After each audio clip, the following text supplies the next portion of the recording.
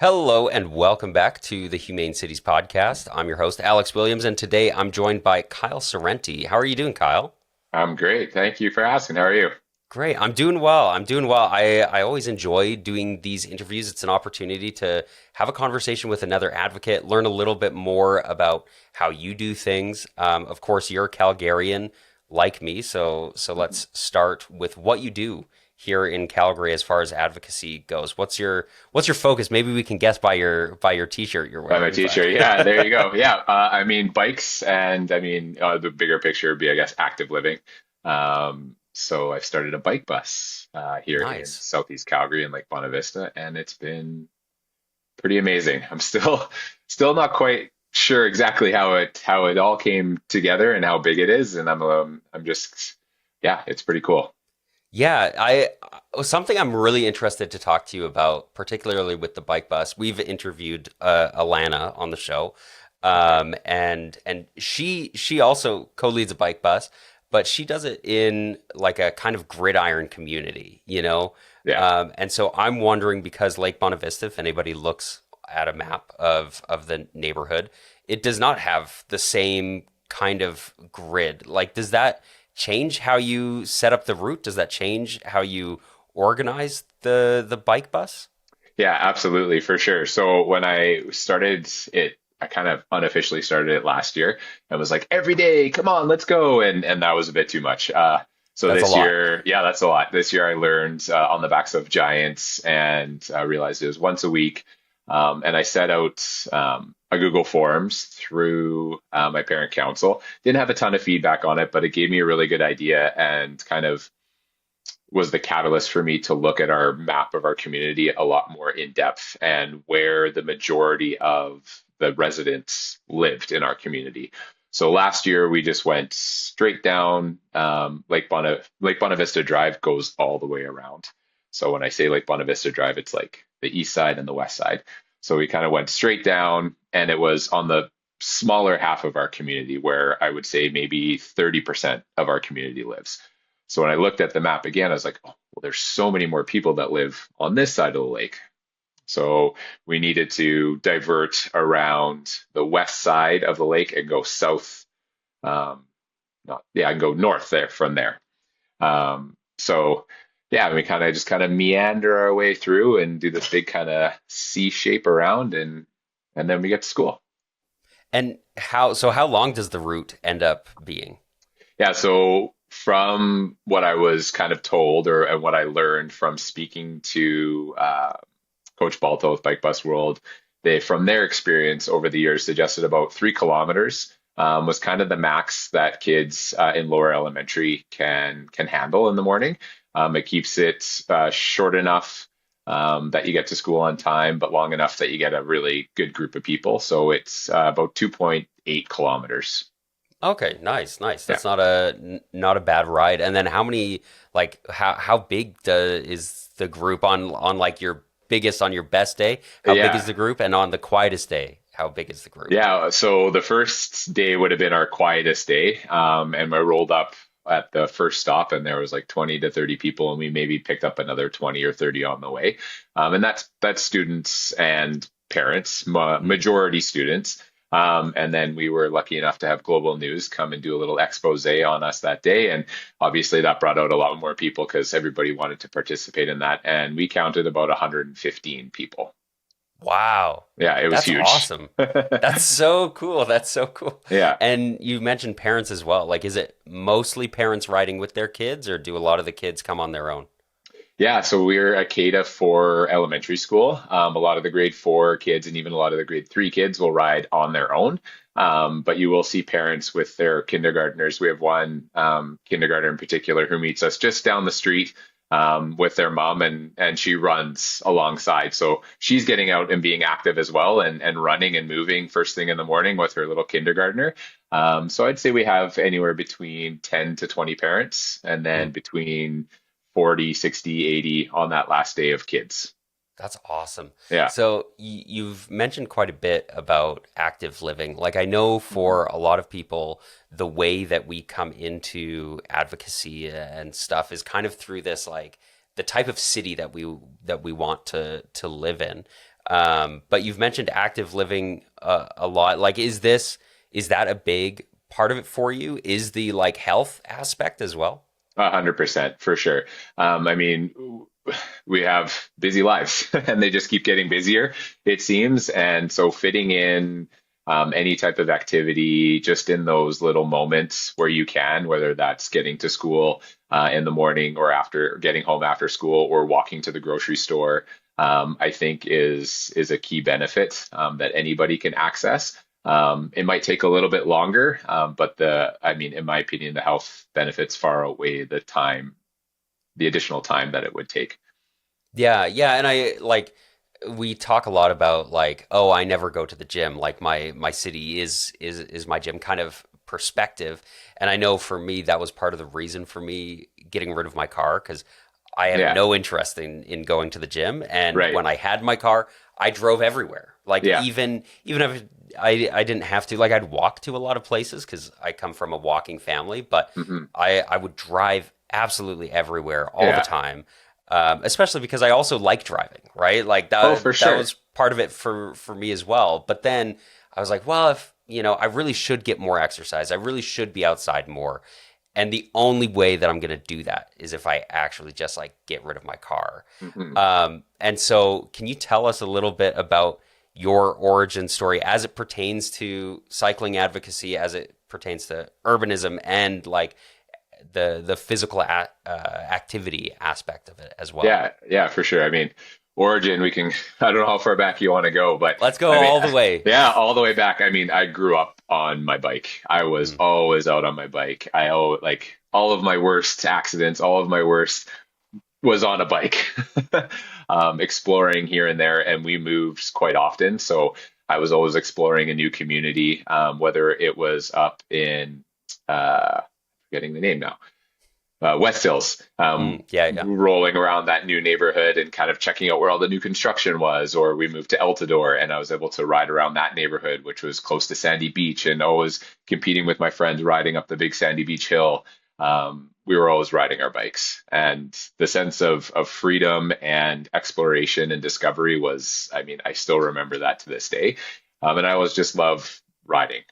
yeah, Took a beat a bit because I became a competitive swimmer, and so it was kind of swimming took over for a long time there. yeah. And then came back to biking when we moved to Lake Bonavista, and my kids started to go to the school in the neighborhood, and I actually started to work and teach at that school. And I was like, well, why are we driving? Like, let's ride our bikes. Yeah. And from there, it just started to kind of snowball. I got really into restoring and modifying old bikes in a way of just kind of reducing and reusing. Um, Throughout COVID, everybody was wanting a bike, and so many brand new bikes were being sold, but there was so many amazing bikes sitting there being unused.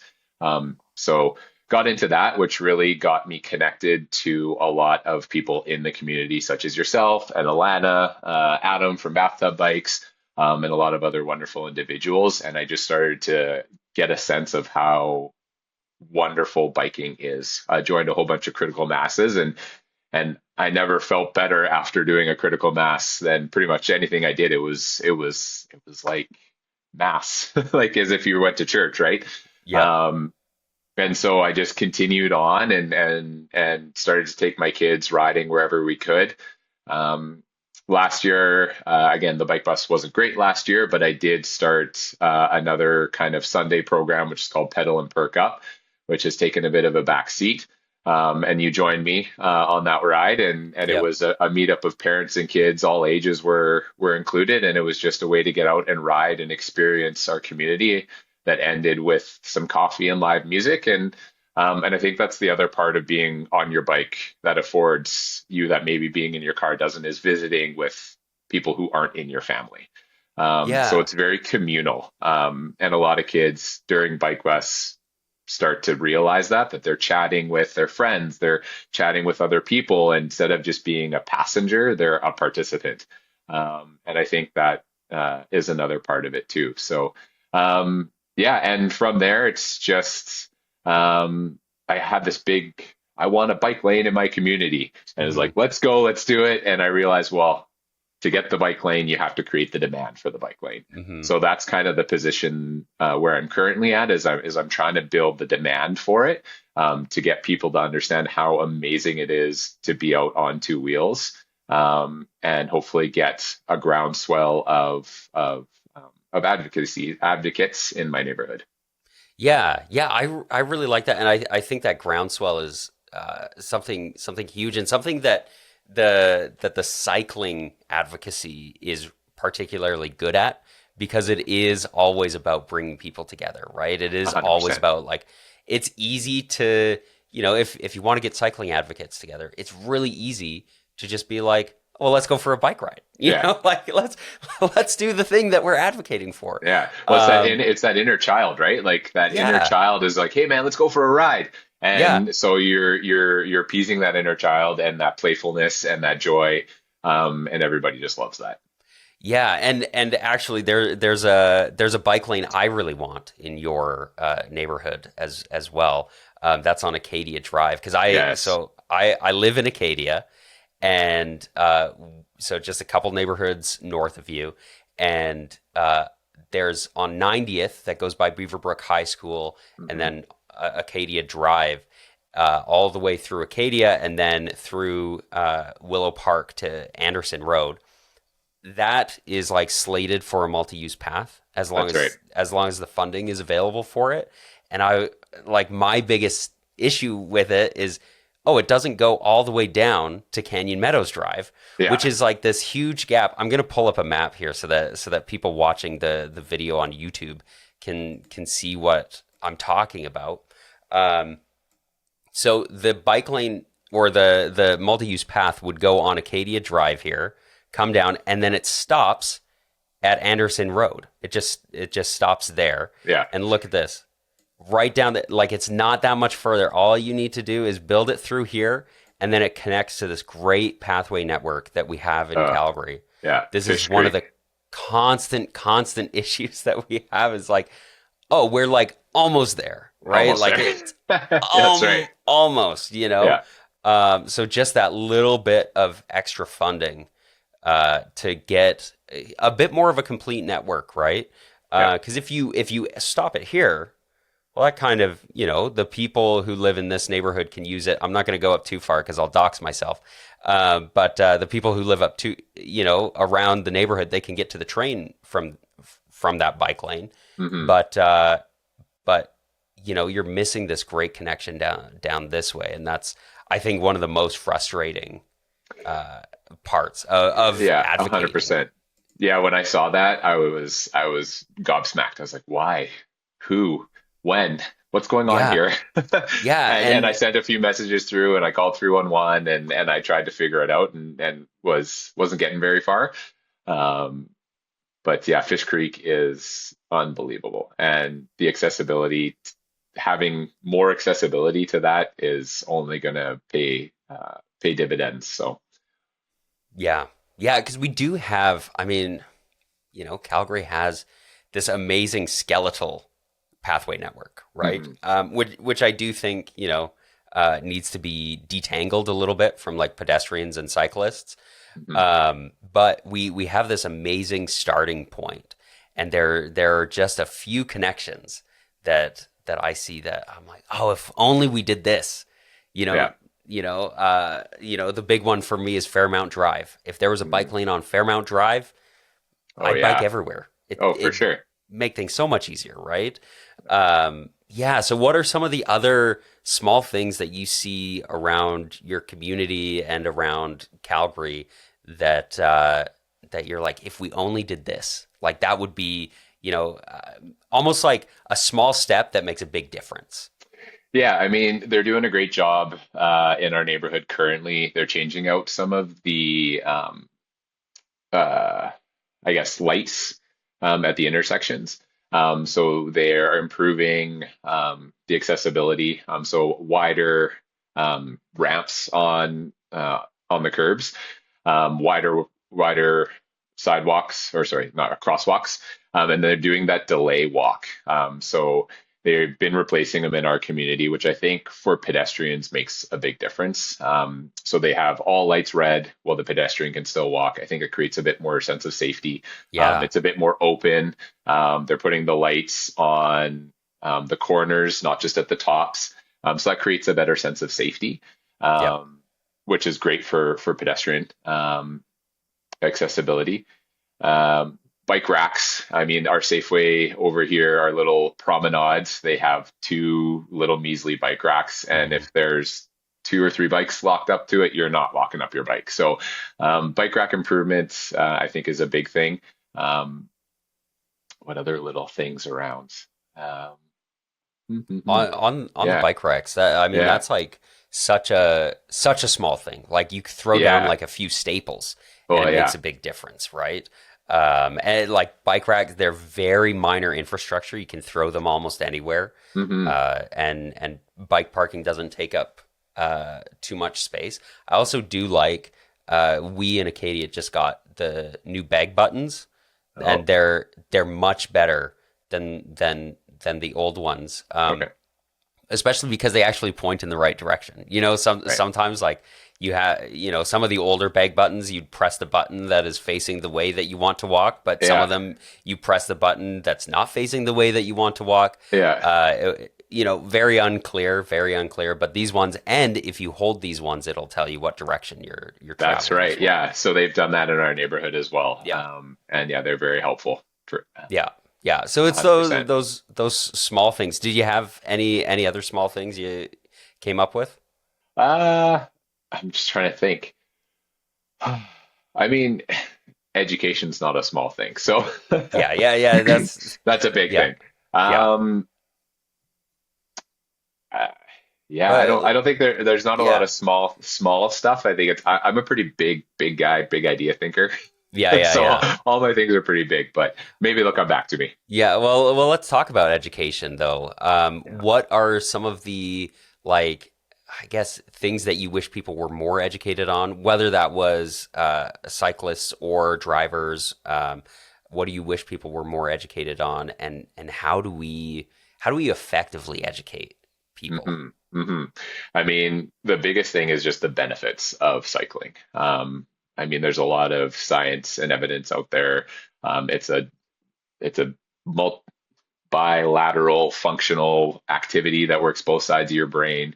You're having to move your feet independently from your arms. So just the health and wellness benefits of cycling are phenomenal. And I think you only get that when you get on a bike. So I think a lot of groups in Calgary that are getting people on bikes is wonderful. So educating people on how to ride bikes, how to ride a bike, how to be comfortable on a bike, how to properly wear a helmet, how to properly shift gears, so that they don't feel scared when they're just on a bike on a pathway. Um, Right. so bike education. I mean, you got pedal heads and all those types of things. Um, I think is a great first step Yeah. for riders. Yeah. I think also educating riders that they have the right to be on the road. They are a Hmm. vehicle. I mean, the City of Calgary Police was a little late to the party, posting during Cycle Week about some bike education stuff at the end of the month, or sorry, Cycle Month, um, about how if you're 14 or over, you got to be on the road. Yeah. So kids who are 14, I mean, they're teenagers. It's actually legal for them to be riding their bikes on the sidewalk. Yep. And I always tell my wife, she's like, "Oh, can they ride on the sidewalk?" I'm like, "It's actually not as safe because every intersection they're coming to, they are having to maybe look and see if a car is turning and hasn't seen them versus riding straight down the road as a vehicle. It's almost safer to be on the road." Yeah, and it's kind of interesting. I mean, like, so Alana and I just wrote an op-ed about uh, the way that the police communicate about cycling Mm. and about cycling safety, and it's basically consistently wear a helmet. Yeah, Try and avoid busy streets, and if you have to be there, wear a helmet, and good luck. Right? yeah, It's right. kind of like this here, Yeah, take this. Like this will not save you from the forces of evil, but like take this magic potion that'll maybe make you feel a little bit better, right? Yeah. Like my helmet will protect me, and I always wear a helmet, but like Yeah. my helmet will protect me if I like fall off my bike and hit my head, Yeah. right? If I get hit by like a big Dodge Ram, Yeah. I'm dead, Well, right? exactly. And so like there's some of like there's the education aspect, and also being a confident rider, like taking the lane. Yeah. Like I tell people all the time, I'm like, take the lane. Don't squeeze yourself into the shoulder Yeah. and let people pass you dangerously. Yeah. Like if it is not safe for somebody to pass you right now, and you would be like, prefer that they don't, take the lane. Take up that space and don't let them pass you. Because like you're more visible, you're present on the road, et cetera, et cetera. But then, yeah, infrastructure is ultimately, where we want to get to. But in the meantime, like, doing that, and I don't know, while we're on the education, educating motorists Exactly. on like what safe, on what the laws are, right? If I'm on the 100%. road and I'm taking up space and people are honking at me, yelling at me to get on the sidewalk or something, I'm like, well, I'm sorry, I don't know what to tell you. This is Yeah. where I'm supposed to Supposed to be. be. Exactly. Yeah. Yeah. And educating motorists, I mean, it was a conversation that I had with a couple of the volunteers, is that they were concerned that we were on Acadia Drive. It's a wide boulevard. It is 2 lanes. Um, and they were like, well, should we be the first day we rode, we took up only one of the lanes. And there were vehicles passing quite close by. And I was like, that's just not going to work for me. So we took up both lanes. And I looked into it further to say we are justified in doing this because it actually is removing the human error from it and removing the aspect of any of the drivers breaking the law, because there's not actually legally enough space for them to pass us if we're taking up one of the lanes there. So if you're traveling at under 60 kilometers an hour in a vehicle, you need to give 1 meter space between yourself and a cyclist. And that just wasn't possible. So we all agreed that we're going to take up both lanes, and that way everybody can be safe, and you're removing any human error from the equation. And I think that's the other part of it too, is like you said, infrastructure is really going to be the only way of eliminating any of that human error. Well, maybe not eliminating, but reducing it to the smallest factor possible. And then, yeah, education of that we have a right to be there. We're commuting, and this is the way that we're choosing to commute, whether it's in a bus or in a vehicle or on a bike. This is our choice, and we should feel safe in that choice. Yeah. And so when you're taking up both lanes, I can imagine that maybe there are some motorists behind you who might be a little bit frustrated, who are Yeah, thinking, why are you taking up both lanes? yeah, It's also really hard to communicate with people when they're behind a windshield in a soundproofed vehicle, right? exactly. It's a lot easier if you're on a bike and somebody else is on a bike. You can have a quick conversation and be like, "Oh, well, and it's, oh, okay, interesting, thanks, good Yeah, to know." yeah, Um, 100%. have you had any encounters or maybe opportunities to educate people a little bit, or to like further that conversation in any way? Yeah, there's been a couple encounters, but not the not the latter part of educate or former part of educating. I always get those two mixed up, latter, former. I have to look it up, but you know what I'm trying to say. Yeah. We did have one. So on Acadia Drive, there is it's like kind of like a secondary road that's by the South Lake Bonavista entrance. It's meant for parking. Um, yeah, if you pull it up there, uh, where are we? Let's see. So that's the north entrance. If you go Okay. On Acadia. down, yeah, right there. You're Oh, almost right there. here. Yeah, yeah, yeah. Yeah, yeah, Yep. you can Yep. see it. So that's intended for parking. You can park on Yep. both sides. It's a one way. Yep. And we were cycling along there, and a motorist was impatient, and they took that lane, and they zoomed by us very, very quickly. They Okay, probably okay. had to punch it over the speed limit to try to get out in front of us, and Right. we were all like, "Oh man, like, geez, that was a little bit scary." Yeah, so they drove down this kind of parking zone here Exactly. Yeah, to get around you guys. Yeah, exactly. So it had only happened once, and what did they gain?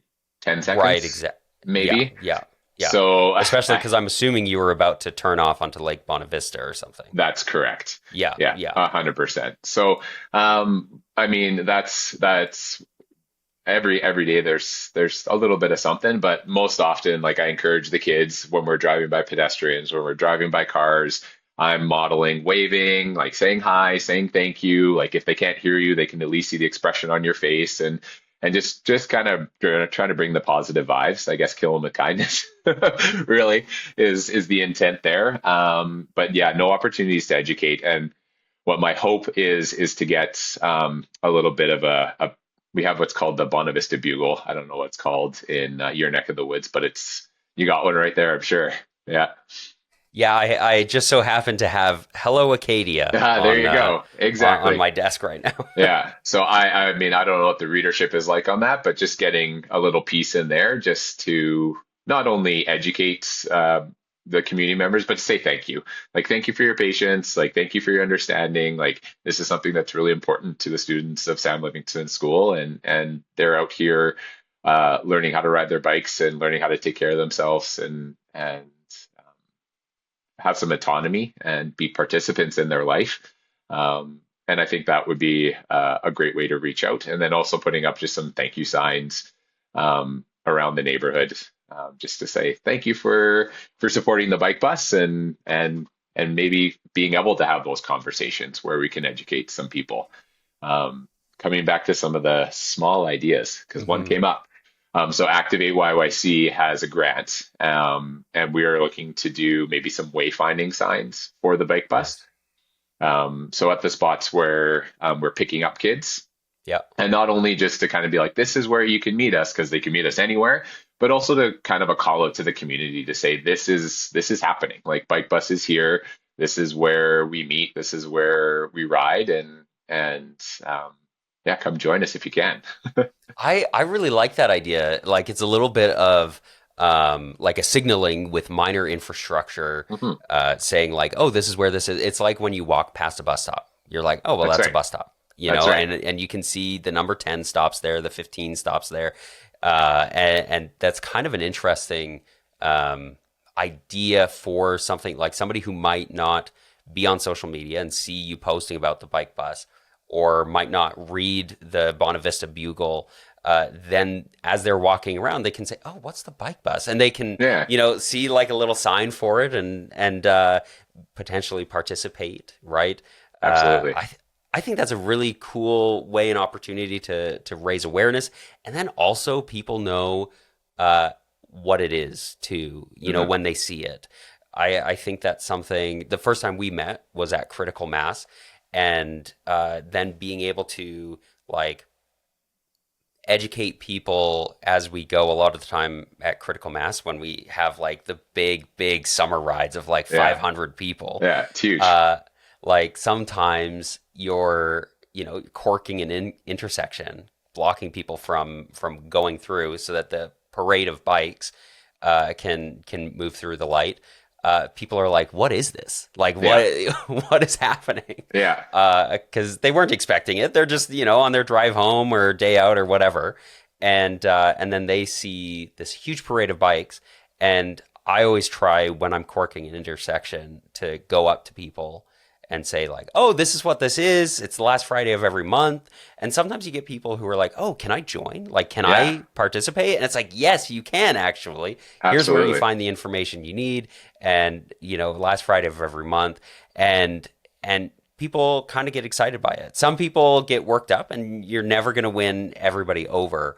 But I think it's a unique opportunity to raise some awareness and to have some conversations with people. And hopefully, when people know what they're seeing, they're a little bit less worked up about it. Well, it's exactly it for sure. And I mean, that's a small thing that you can do, right? Like, is to have a conversation with somebody about it. And like, fear is in the unknown. And fear is what is the driver of anger and frustration. 100%. They're like, when's this going to end? How am I going to make it? Is it happening every Friday? Oh, now I'll have to schedule my life around this. And like, and people's brains are just wired to fear, unfortunately, in a lot of cases. And Yeah. when you can talk to them and rationalize with that prefrontal cortex, and have like a conversation about it, I think it puts that fear at ease a little bit, and then they can breathe and be like, oh, well, this is kind of cool. Right, right. Yeah, Now it's just interesting. Oh, that's an yeah, event, right? We know what's happening. It's like Stampede Parade. We're recording this the week of Stampede Parade. sorry. And you know, they close down several blocks and Mhm. stuff downtown. But because it's something that happens every single year, people know about it. Yeah, I'm sure there's every single year there are some people, especially since we have a lot of visitors to the city this time of year. Even if yeah, they're here for Stampede, they might be like, "Why are these roads closed?" yeah, exactly. You know, but yeah, like the more people know, the less scary it might be. But yeah, no, I think that's awesome. What do you as we get towards like the later bit of this conversation, Mhm. um, what are you optimistic about for the future of Calgary, for the future Yeah. of bike buses in Calgary, and everything else? Yeah, for sure. I mean, I'm not very political, but I mean, I've Jeremy Farkas has been showing up on my feeds and seeing kind of how he's riding his bike. He was at Alana's bike bus for King George. He's getting on the bus. I'm optimistic that there are going to be more options and opportunities for people to get around the city instead of just hopping in their cars, um, and that is going to spur, um, I guess, just yeah, more options. Really. Yeah. Yeah, Yeah. The option to kind of walk or ride or or ride the bus, ride your bike, get to where you need to go in a way that you want to do it. And if anything, it's kind of like slow down a little bit. Right? I'm just like, oh, if we had more time, I'd get on the bike. But then you gotta, right, just slowing it down and being more intentional with the choices and with your life and just kind of just taking it easy. I think we've been going too fast. yeah, Yeah. yeah. I do. You know, I do appreciate the slower pace a little bit. I have a friend who lives in Fairview, and I live in Acadia, and there's a bakery, Good Bread, right Oh yeah. halfway between us. And I really enjoy when I see my friends there, and because we both walk often, and we both walk there, and we ride our bikes. A lot of the time, it's like, oh, I'll see him across the intersection on his bike, Yeah. or you know, I'm going one way, I'm coming back from someplace, we're doing something else, and there's like that brief interaction. Hmm. And because we're not in cars, because we're walking, because we're waiting for the bus, because we're biking, we're able to take that moment and be, oh, hey, how are you doing? Oh, you know, Yeah. and then there's also like a natural end to that interaction when, oh, I have my walk sign. Well, I better get going over it, you know. Yeah. And so just those brief moments, and that's something I really enjoyed about the bike ride that I came on with you, the pedal and perk up ride. Um, that was really nice to like talk to community members Yeah. about their experience cycling and to get out and experience it like a little bit more on the ground, Hmm. what people are thinking about and what people need and what they're hoping for the future. So I'm pretty optimistic too. I think there's a lot of potential in Calgary for change, for growth, for improvements. Um, we just have to start making them, right? Yeah, exactly. Yeah, I guess creating the demand, the want, and that all comes from experiencing it, right? So, Yeah. I mean, if you're sitting at home on your couch and just getting in your car and driving in traffic, you're not experiencing that. So, creating events like Pedal and Perk Up, Critical Mass, bike buses, Yeah. uh, I mean, Cycle Fest that just happened, Yeah. all those situations, and the list goes on and on and on. and getting people out to experience that. And it's slow, which I Yeah. don't like. Like I say slow down, but I'm like big ideas. Let's come on, Let's let's get go. this done. But I mean that's part of the learning, right? That's part of me understanding that these things take time Yeah. and they take a lot of conversations and they take a lot of hard work and they're slow going. But I think it's just yeah, needing to slow down and experience life in community is the way to go. Yeah, no, I couldn't agree more. This is the last big question, and I ask everybody this question. Most of our guests have been fellow Calgarians, Hmm. but it's interesting to see everybody's take on it. And I'm going to be asking the same question of anybody who's not from Calgary as well. But what's something unique about your city, as far as like it could be as far as cycling goes, as far as the advocacy community Hmm. goes, as far as the work that you do? What's something unique about Calgary? Well, unique about Calgary in that regard. I mean, I want to say Fish Creek. It doesn't really hit on the examples that you give, but Fish Creek holds a real special place in my heart. And since we've moved to Lake Bonavista, we spend more and more and more time there. And they've done a lot of great work. Parks Alberta has redone the path there, and I was just on a ride. I go out on my road bike once a week, and I was on that path, and it is smooth as butter and you can just cruise, and it is unbelievable.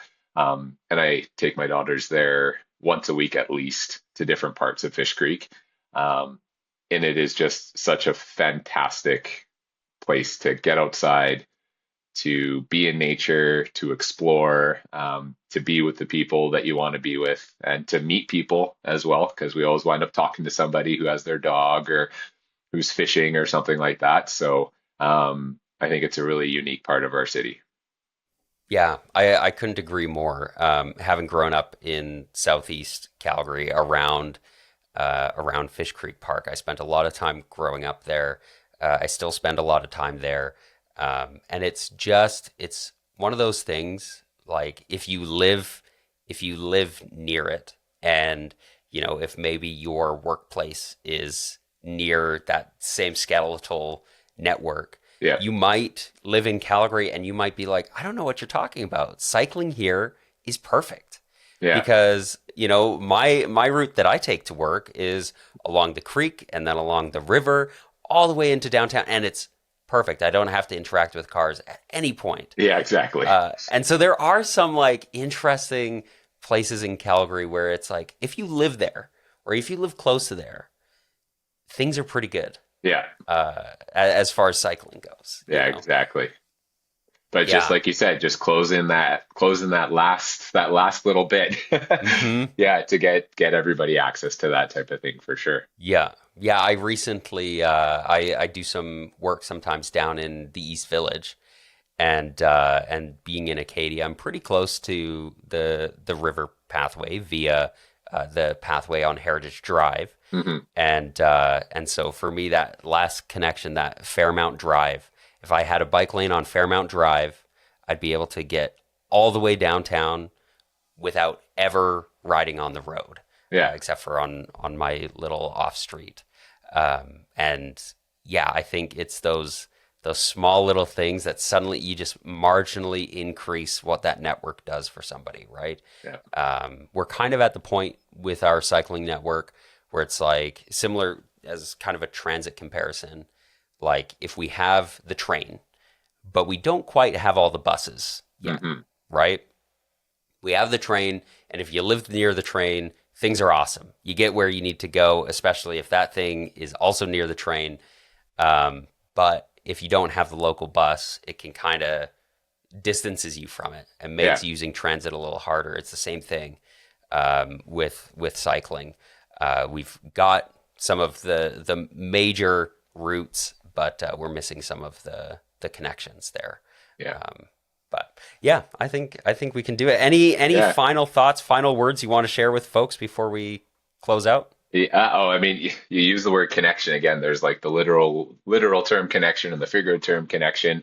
I think, yeah, just get out there and make connections. Yeah, Yeah, I think that's absolutely. it. Yeah. And speaking of connections, where can we connect with you? Where can we go to find your work and what you do? Yeah, for sure. So I kind of unofficially started Bike Bus Calgary. It was just I needed a platform to get things going. So that's on Instagram. You can also occasionally see some of the stuff that we do at Sam Livingston School through Nous sommes les amis de Sam. I'm not entirely sure if that's exactly it. But I do have another Instagram page that I just do fun bike stuff on. So that's more intense bike things. But commuting stuff is yeah, Bike Bus Calgary. Excellent, excellent. I'm Yeah. going to have links for all of that in the show notes. Kyle, thank Perfect. you so much Hey, for thanks. joining me. Thanks for having me. It's been a pleasure getting to talk to you about these things and kind of a kindred biking spirit, I guess you could Yeah, say. Yeah, yeah. for sure. And I look forward to continuing to work with you and bringing connection to Calgary.